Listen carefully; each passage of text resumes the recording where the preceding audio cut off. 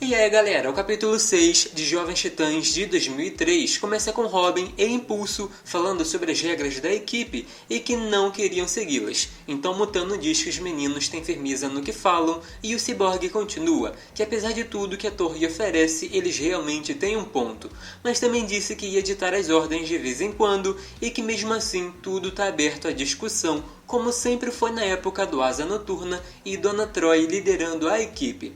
Nesse momento, o Superboy se aproximou dizendo que tinham problemas. Seguindo adiante, podemos ver a conversa entre a Moça Maravilha e Mulher Maravilha. Diana falando que não queria Cassie na equipe naquele momento porque não estava pronta. A morte da Dona Troy ainda deixava com medo da jovem se arriscar sem um bom treinamento com as Amazonas.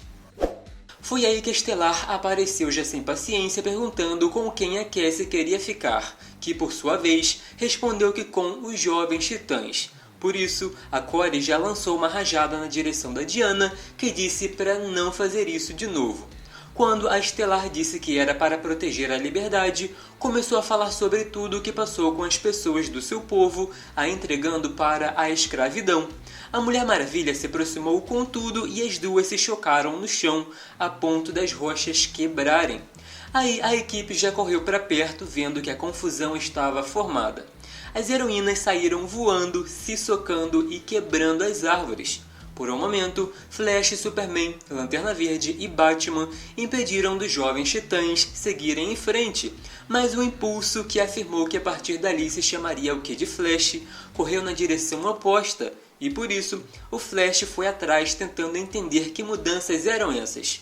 Enquanto corriam de um lado, as heroínas voavam lutando do outro.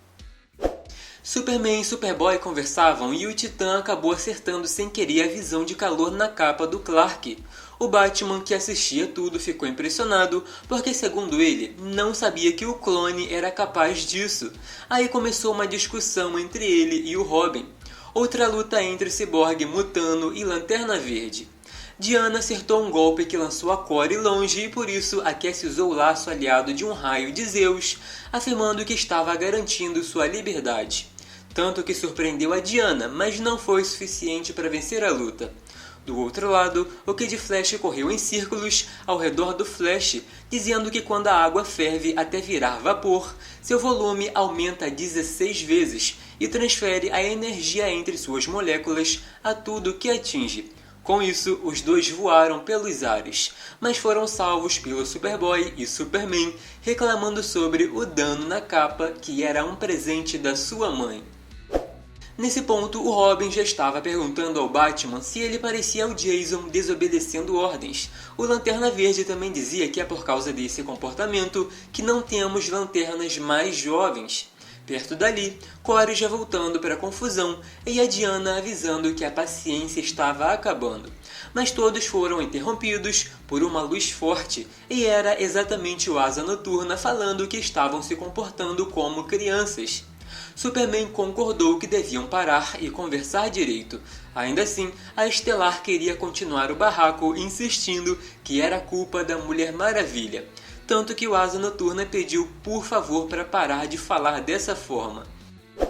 Diana assumiu a responsabilidade porque não era questão de deixar a Cassie fazer parte da equipe, e sim por pensar que não estava pronta para isso. Tomando a palavra novamente, a Corey disse que se é para falar sobre responsabilidade, os Titãs se culpavam pela morte da Dona, que foi causada por um androide do Superman. Então ele era o primeiro culpado.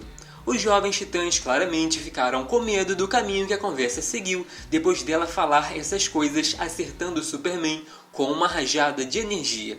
Para finalizar o assunto e acalmar os ânimos, a Mulher Maravilha disse que ninguém era o culpado, exceto ela, que se irritou e foi arrogante, talvez até equivocada, mas que todos ficassem sabendo que se precisassem da ajuda da Liga, sempre estariam ali para ajudar.